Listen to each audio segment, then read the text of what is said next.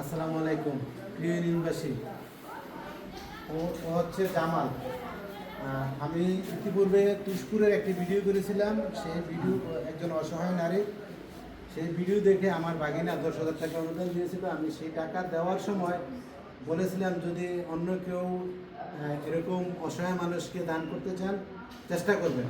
সেই ভিডিও দেখে আমার গ্রামের নূর মোহাম্মদ সাউথ আফ্রিকা প্রবাসী, উনি আরও 10,000 টাকা দিয়েছে।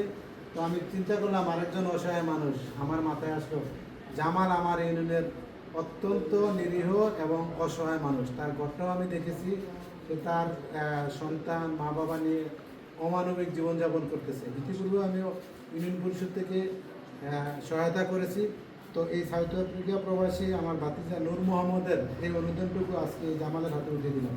ঠিক আছে জামাল, এখানে 10,000 টাকা। ঠিক আছে, আলহামদুলিল্লাহ। যে ভাই দিচ্ছে আল্লাহ তাআলা তাকে ভালো রাখুক, সুস্থ রাখুক এবং তার জন্য মন থেকে দোয়া করি এবং আপনাকেও আল্লাহ তাআলা ভালো রাখুক।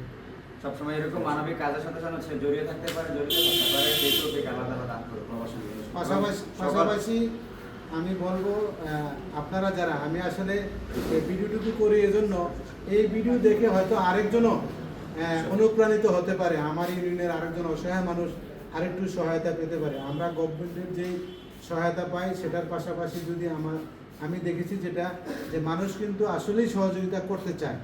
তো সেই জায়গা থেকে বলবো প্রবাসী ভাইয়েরা যারা আছেন এরকম অসহায় মানুষের জন্য আমরা যদি একটু পাশে দাঁড়াতে পারি আমরা নিজেদেরকে ধন্য মনে করবো। সকলকে ধন্যবাদ। ঠিক আছে, ঠিক আছে, যাও।